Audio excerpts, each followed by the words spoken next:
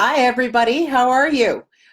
So this is our first Shake-a-Paw live streaming. So if things aren't going right, let me know. Send me some hearts, send me some comments, and I will try to fix whatever our problems are. Okay, so happy Canada Day for all the Canadians out there. I hope you had a wonderful day. We had great weather here. Oh, hi, Jocelyn. How are you? Oh, that's Joy. Hi, Joy. How are you? I decided to start with helping you teach your dog to come when called today because summer is here. And with summer comes so many opportunities to let your dog off leash that that can't happen if you can't get them back. So that's why I started with teaching your dog to come when called for our first Facebook Live. I'm going to start with a clarification. Your dog sticking around when you let him off leash and your dog coming when called are two different skills. If you try and teach your dog to stick around by constantly coming or calling him to come to you, you will destroy both those skills.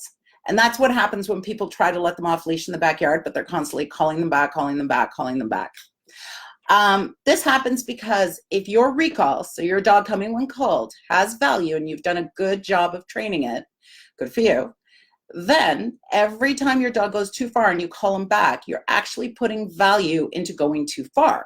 If you do that often enough, eventually your dog just keeps going further and further because you call him back.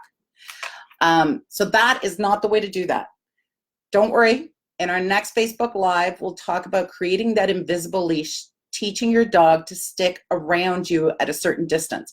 Definitely easier with some breeds than others, but doable with most dogs. Okay, so now back to teaching your dog to come when called. It's all about building value. Start simple and grow the behavior.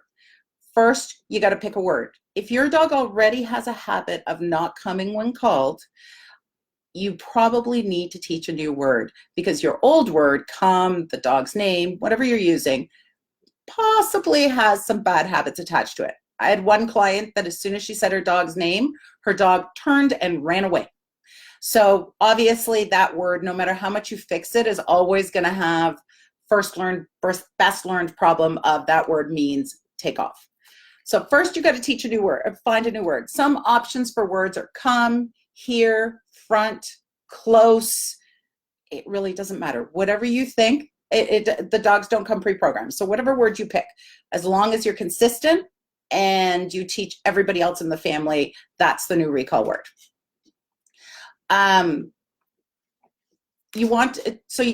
We're going to start working on the name game. You want to work on this a lot. I suggest you take part of your dog's meals every day and work on this. Work on this, start in the house, then work outside, then work on your walks, then work wherever you go. Teaching your dog this word always means you are going to be rewarded. You want to put a lot of money in that bank before you ever test that word. So if I've done this for 3 days and my dog's chasing a bunny in the field, the last thing I want to do is call my dog because the odds of him coming are pretty close to nil. So now I'm teaching him, oh, that new word means come unless there's a bunny running in the field. Then please keep running. Scream, yell, do whatever you need to do, but don't use your brand new word that you just did such a great job of training. So I do stuff like, it's really hard in our busy lives to try to put aside 10 minutes a day to train the dog. And what happens when you do that is your dog gets really good 10 minutes a day. And then the rest of the day, your dog's like, yeah, whatever, this doesn't work. You want to do this in everyday life. So put closed containers of kibble up high where your cat can't knock them over and your dog can't take them and eat them. And every time you walk into a new room, grab a handful of kibble and do five name games. And don't worry, I'm going to tell you how to do those in a minute. Do 5 name games. Sometimes I do 6, sometimes I do 10, but try to do 5 every time. Every time you go to the bathroom, do 5. Do this throughout your house. Pretty soon your dog's going to be like, are you going to call me? Please call me. Then you go outside on your walks. Take some of their dinner with you and do this all the time till your dog's like, oh, call me again. Call me now, call me again. Dogs love to play and love to get rewarded. So give it a try, see how it goes. Okay, so how are we going to do this? We're going to take a piece of kibble. Kibble is part of their dinner, and you're going to put it behind your back. and you're going to say your dog's name and you're going to take a step back.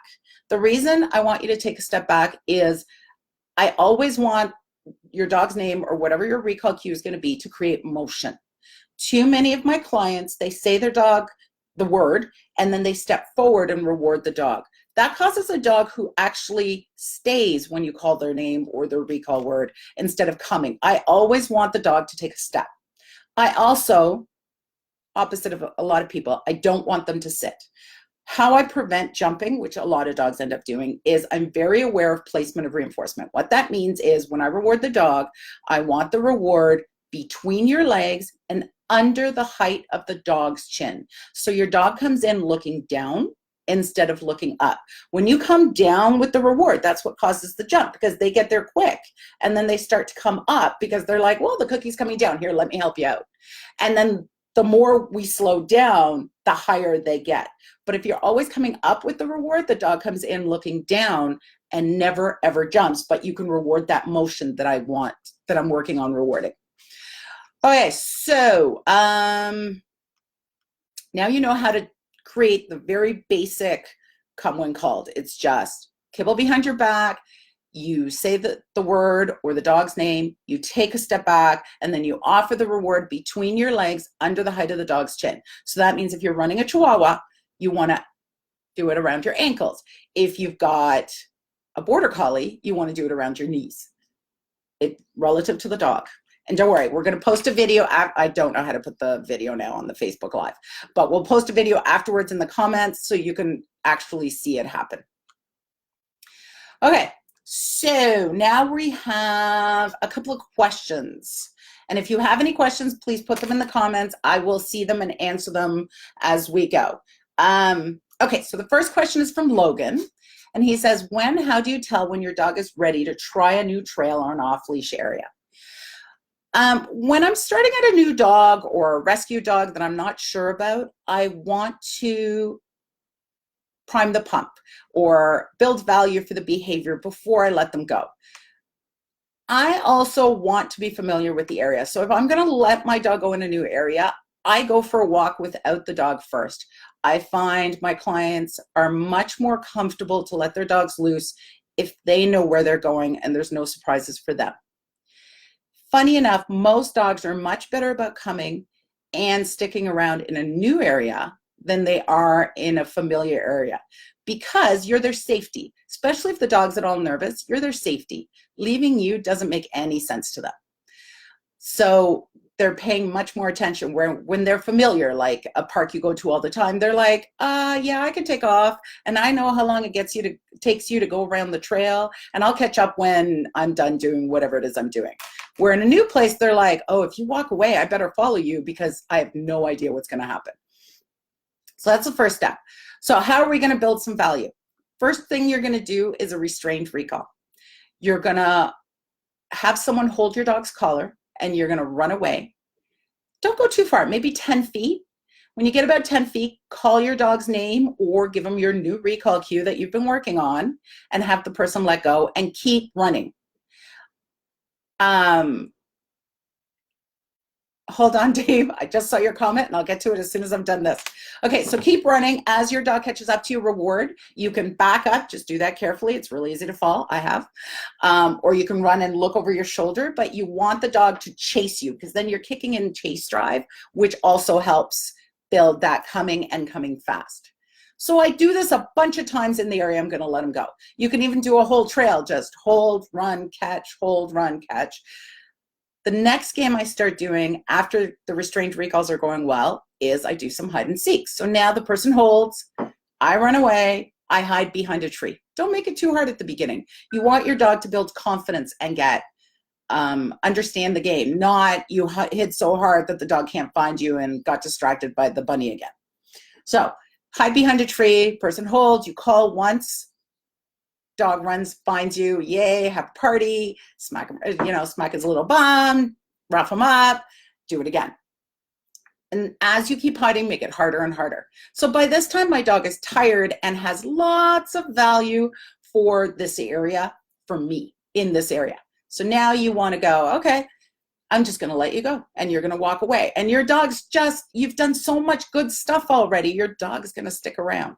Even if he wanders away a bit, as soon as he does, you just go hide, don't call, and then come back. And then when he's looking at you, because this is new and you're just building value, you wait till he's close and looking at you. You do a few recall, call the name, your new word, back up, reward, let him go run. You keep doing this throughout your walk, and then you call it a win and end the walk. Don't keep going too long till they get too tired, because then I find it can all start to go downhill. Okay, great question, Logan. Thank you. Next question we have is from Chris. And Chris is saying her dog runs out the front door and starts heading down the street, and it takes the entire neighborhood to catch it. Okay, Chris. So we want to work so the dog understands not to run out the door, but we'll leave that for another post. But let's talk about recall. So the recall game that we did at the beginning, I would start doing that on your front porch, just outside your front door, all over your front yard, all around the street and the sidewalk, all near the front of your house. I want to put a lot of value for getting out there and coming back. All this is done, of course, on a short leash, so the dog has nowhere to go. You do this for a few days, and then if you'd like, you can go to maybe a 10-foot leash or a 20-foot line, where you're playing the same game and letting your dog wander a bit, call, wander a bit, call, wander a bit, call. Then you can open the door, let your dog go out, again, still on a long line, so there's no mistakes happening, and then call. You can do this for their dinner. You know what? You let them out the front door, you call them back, give them their dinner. You do that a few times, trust me, your dog's not even going to run out the front door. You're going to open the front door and he's going to be like, yeah, whatever, I'd rather have dinner. So using their meals for training is so, you're feeding them anyways, so you might as well take advantage of all that food and use it for training. Okay, so Dave, you asked a question. What would be a good exercise to diminish barking? Well, barking is a really big circle. Are they barking at something? Are they barking just for the joy of barking? Are they barking at another dog? Are they barking at you? Are they barking at stuff? So send me some more information on that question, and maybe I can pick it up at the next Facebook Live. Okay, guys, that's all the questions we have for today. Thank you so much for joining us. It was very fun to do our first Facebook Live, and I'm sure I'll get better at this as we go along. But for today, it was a win. Thank you very much, and have a great day. And don't worry, this video will be posted for you to watch afterwards and get all those great little tidbits for you. Bye.